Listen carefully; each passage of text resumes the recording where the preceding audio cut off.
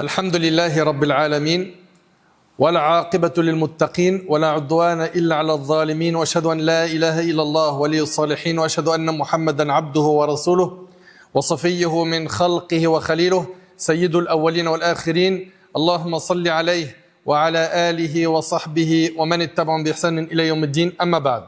Chers frères et sœurs, aujourd'hui avec l'aide d'Allah Tabaraka wa Ta'ala, on va parler du mois de Sha'ban, un mois qui est trop souvent négligé. Un mois qui est trop souvent négligé et qui arrive dans quelques jours, bi'idhnillah. C'est le mois qui vient avant le Ramadan. Et ce mois-là est censé être un mois de préparation spirituelle. Un mois où on va mettre le paquet pour se préparer à bien accueillir le Ramadan. Beaucoup de gens rentrent dans le mois de Ramadan en commençant de zéro. Et ils ne comprennent pas pourquoi ils arrivent à la fin de Ramadan et ils n'ont pas assez profité, ils n'ont pas goûté à la saveur de Ramadan. C'est parce qu'il n'y a pas eu de préparation en amont. Un sportif, il ne rentre pas dans une compétition sans préparation. Ça n'existe pas. Le sportif, avant la compétition, il donne tout. Et toi aussi, avant Ramadan, tu dois mettre le paquet dans ta préparation spirituelle. C'est-à-dire, le repentir sincère, c'est pas j'attends Ramadan et je me repens. La prière que tu ne fais toujours pas, t'attends pas Ramadan pour la reprendre. C'est maintenant. La lecture du Coran, sa méditation, l'évocation d'Allah, le fait d'écouter des rappels, revenir à la mosquée, c'est maintenant. Et le prophète sallallahu alayhi wa sallam nous a dit que ce mois-là, le mois de Sha'ban, c'est un mois dans lequel les gens sont négligents, ils sont insouciants. D'après Osama ibn Zayd, radiyallahu anhu, j'ai dit ô messager d'Allah, je ne t'ai pas vu jeûner dans un mois autant que tu le fais dans le mois de Sha'ban. Il jeûnait beaucoup pendant Sha'ban. Le prophète sallallahu alayhi wa sallam a alors dit, ceci est un mois à propos duquel les gens sont négligents et sont insouciants. Il est entre Rajab et Ramadan. C'est un mois durant lequel les actes sont élevés vers Allah. Et j'aime que mes actes soient élevés alors que je jeûne. Donc ici, le prophète sallallahu alayhi wa sallam dit, ceci est un mois à propos duquel les gens sont négligents. Malheureusement, illa man rahim Allah, sauf ceux à qui Allah fait miséricorde, beaucoup de gens ignorent l'importance du mois de Sha'ban. Ils ne lui accordent pas d'importance. Et ils s'étonnent qu'à l'entrée de Ramadan et à la sortie de Ramadan, c'est les mêmes. Il n'y a rien qu'à changer. Le Ramadan se termine, ils ont des regrets. Et on les entend dire, Inch'Allah, l'année prochaine, je vais faire mieux. Là, j'ai pas assez profité. J'étais sur les écrans, j'ai perdu du temps, j'ai trop dormi. Je faisais des péchés, je me suis pas pris en main. J'ai pas profité. L'année prochaine. Et ça fait des années qu'on voit des gens dire l'année prochaine, l'année prochaine, l'année prochaine, et ils ont les mêmes ramadans. Les mêmes. Il n'y a rien qui change. Alors que normalement, on rentre dans le ramadan, c'est l'école de la piété. On a 30 jours pour éduquer notre âme, sachant que les démons, ils sont enchaînés. Tu as un ennemi à combattre, c'est ton ego. Tu as 30 jours, 30 combats pour vaincre ton ego.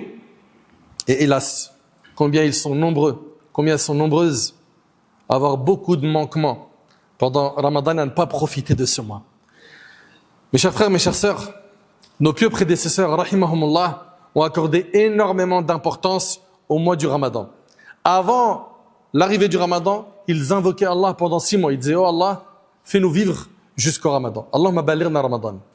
Je sais pas si t'imagines. 6 mois avant Ramadan, ils invoquent Allah de les faire vivre jusqu'au Ramadan. Et 6 mois après le Ramadan, ils demandent à Allah qu'il accepte leur jeûne du mois du Ramadan. Ils lui donnaient beaucoup d'importance. Ils s'y préparaient. Abu Bakr al-Balkhi, rahimahullah, disait, le mois de Rajab est le mois des semailles. C'est le mois où on sème des graines. Sha'ban est le mois de l'irrigation. C'est là où tu vas mettre de l'eau, dans le mois de Sha'ban. Et le Ramadan est le mois de la récolte. Celui qui n'a pas semé pendant le mois de Rajab et n'a pas arrosé en Sha'ban, que pourra-t-il récolter pendant le mois du Ramadan? Ces gens qui jusqu'à aujourd'hui ont encore ce logiciel qui n'a pas été mis à jour, où ils prennent des décisions de faire des bonnes actions ou se repentir pendant le mois de Ramadan, pas avant. Mais t'étonnes pas qu'à la sortie du mois, il n'y ait pas eu un changement dans ta pratique religieuse, une réforme, un vrai repentir, car tu ne t'es pas préparé. Serviteur d'Allah, si tu veux un ramadan différent de tous les autres, un ramadan avec un cœur vivant, une adoration empreinte de recueillement et une acceptation venant d'Allah, commence par le mois de Sha'ban.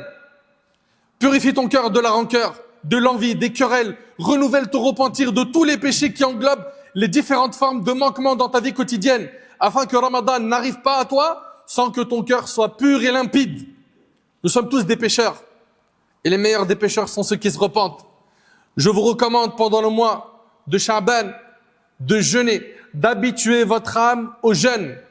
Vous allez probablement trouver cela, dans un premier temps, difficile pour l'âme, parce qu'il y en a, ils n'ont pas ce rythme de jeûne surrogatoire. Mais ce jeûne que tu vas jeûner pendant le mois de Sha'ban va te permettre d'être à l'aise dans le jeûne du mois de Ramadan. Car on a beaucoup de gens qui ne tiennent pas le jeûne, surtout la première semaine de Ramadan, il a mal à la tête, il est faible, le corps il suit pas, etc.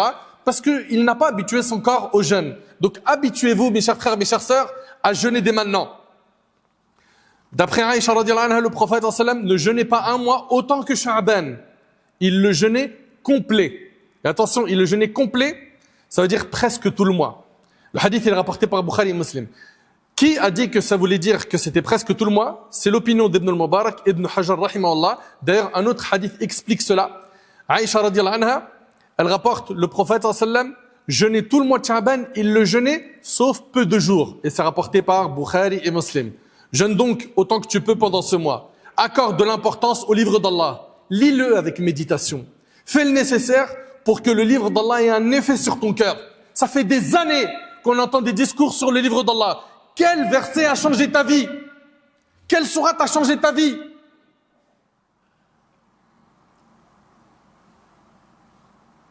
Médite et réfléchis sur ta relation avec le livre d'Allah. Et me dis surtout pas que t'as pas le temps. Il n'y a qu'à regarder ton temps d'écran. Des 2, 3, 4 heures. Sur Snap, TikTok, Insta, WhatsApp. Là, t'as le temps. Mais pour le livre d'Allah, Anas radhiyallahu anhu, ce noble compagnon, a dit, lorsque Sha'ban entrait, les musulmans se consacraient assidûment au livre d'Allah. Ils le lisaient et ils s'acquittaient de la zakat de leurs biens afin de fortifier les plus faibles d'entre eux pour le jeûne. Amr ibn Qais, l'un parmi les tabi'in, les successeurs, qu'Allah lui fasse miséricorde, lorsque le mois de Sha'ban entrait, il fermait sa boutique et se consacrait entièrement à la lecture du livre d'Allah. Allahu Akbar. Le Cheikh Al-Sa'di, rahimahullah, a dit, lorsque tu invoques Allah afin qu'il te fasse parvenir jusqu'au Ramadan, n'oublie pas de l'implorer pour qu'il t'y accorde la bénédiction. Ne demande pas simplement de vivre jusqu'à Ramadan.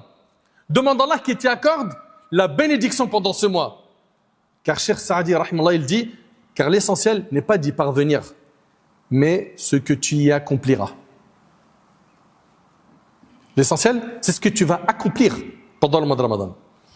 Chers croyants, parmi les moyens de se préparer à ce noble mois figure également la révision des règles du jeûne. Chaque année, on a les mêmes questions. La sœur qui demande, je suis enceinte, j'allaite, est-ce que je jeûne ou pas?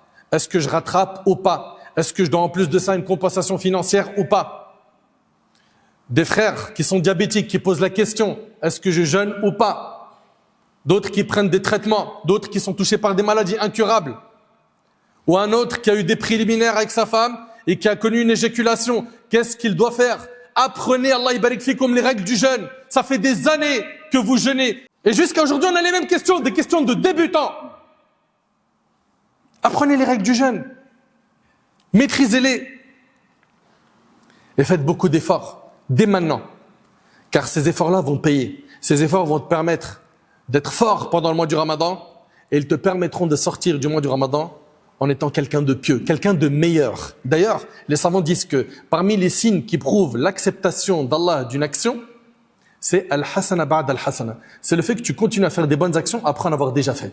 Si après Ramadan, tu poursuis les efforts et tu continues dans la même lancée, bien évidemment, tu pourras peut-être pas avoir le même dosage, mais tu vas rester constant à lire un certain nombre de pages de Coran par jour, à avoir ton rythme de prière surrogatoire, de dhikr, etc. Toute personne qui va continuer les efforts après le mois du Ramadan, c'est un signe qu'Allah a accepté de lui son jeûne. Et l'inverse, ceux qui vont sortir du mois du Ramadan, les mêmes qu'à l'entrée, il n'y a rien qu'à changer, ça c'est un signe qu'il n'a pas été accepté. Ou bien, il a fait des efforts pendant le Ramadan, et après le Ramadan, il n'y a plus rien, il n'y a plus de traces. C'est un mauvais signe. Enfin, mes chers frères, mes chères sœurs, faisons des efforts. Allah Ta'ala, il dit, وَالَّذِينَ جَاهَدُوا فِينَا لَنَهْدِيَنَّهُمْ سُبُلَنَا وَإِنَّ اللَّهَ لَمَعَ الْمُحْسِنِينَ. Ceux qui luttent pour notre cause, nous les guiderons sur les sentiers menant à nous. Allah est avec les bienfaisants. Fais des efforts pour Allah. Toi qui m'entends et qui sais que tu es malheureusement dans un bain de péché, wallahi, que la miséricorde d'Allah, elle est immense. La miséricorde d'Allah, elle est immense. Reviens vers Allah. Saisis cette opportunité. Mets une croix sur cette mauvaise fréquentation. Mets une croix sur le haram que tu es en train de faire jusqu'à aujourd'hui. Répare ta relation avec tes parents. Arrête ce chemin, ce train de vie où tu es en train de détruire ton âme. Car le jour du jugement, tu ne pourras pas dire ça à cause d'un tel ou un tel. Même le diable, il va se désavouer de toi. Comme c'est mentionné dans plusieurs versets du Coran.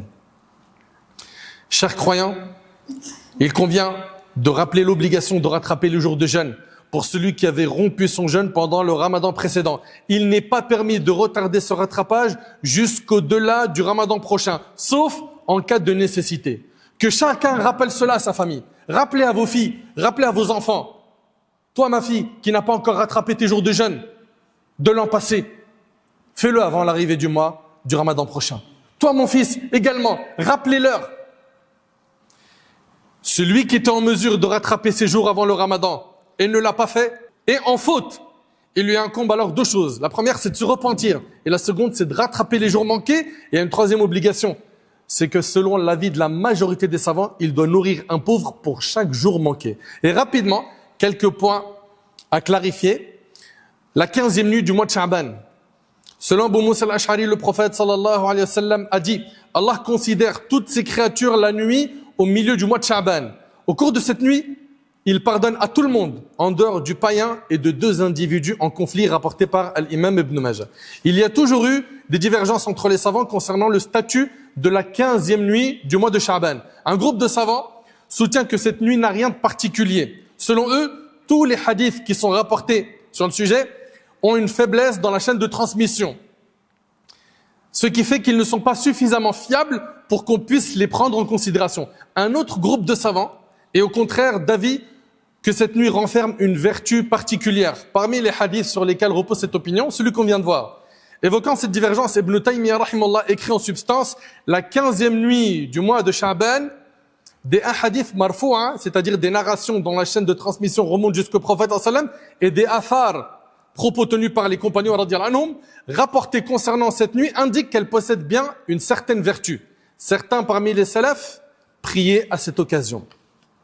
Très bien. Et concernant le fait qu'il est interdit de jeûner la deuxième quinzaine du mois de Sha'ban. Probablement, vous avez déjà entendu le hadith suivant. D'après Abu Hurayra, radiyallahu anhu, le prophète sallam a dit, à partir du milieu de Sha'ban, ne jeûnez pas jusqu'à ce que ce soit le Ramadan, rapporté par Abu Daoud. Et en fait, ici, ce que dit Al-Qari dans Al-Mirqat et aussi Al-Qadi Iyad, Al-Khattabi, Al-Tirmidhi, quand on compile ce que disent les savants, il s'agit d'une karaha, du fait qu'il est déconseillé de jeûner la deuxième quinzaine dans deux cas. Un, si ça risque de te faire faiblir pour le jeûne du Ramadan, et aussi si tu n'as pas jeûné dans la première quinzaine.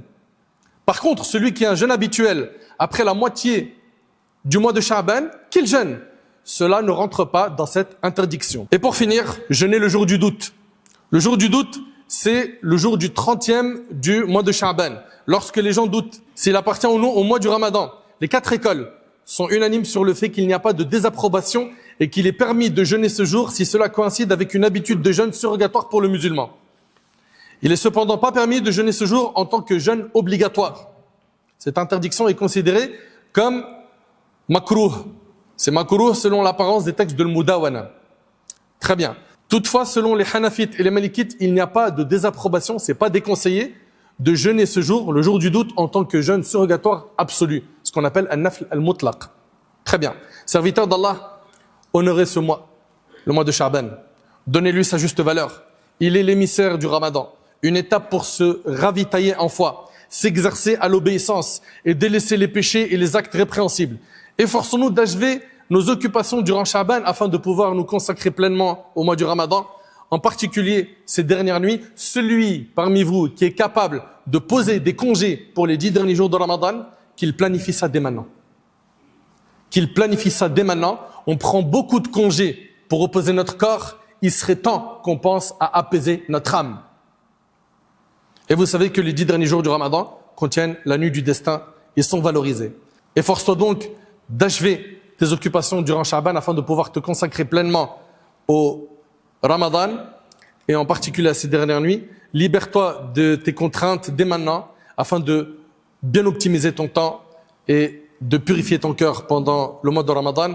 Chers frères, chères sœurs, sache que tu t'apprêtes à entrer dans un vaste terrain de compétition. Que ta devise à l'approche de ce mois soit « Personne ne me devancera vers Allah ». Personne ne me devancera vers Allah. On a besoin, barakallahu fikum, et c'est avec ça que je termine, d'entrer en compétition dans l'accomplissement des bonnes œuvres, dans le fait de revenir vers Allah, dans le fait de tirer une croix sur nos péchés, sur nos mauvaises habitudes, afin de pouvoir bien profiter du mois de Ramadan et en ressortir pieux. Car n'oublie pas, le paradis il est réservé aux pieux. Ramadan, c'est l'école qui te permet de devenir quelqu'un de pieux. Profites-en. Si Allah te fait vivre jusqu'à ce Ramadan, il est possible que ce soit le dernier. Il est possible que ce soit le dernier. Fais en sorte qu'il soit à ton avantage et un argument pour toi le jour du jugement et pas l'inverse. Qu'Allah tabarak wa ta'ala nous accorde de vivre jusqu'au mois du Ramadan, qu'Allah subhanahu wa ta'ala nous accorde d'être des pieux, qu'Allah subhanahu wa ta'ala nous accorde une bonne fin.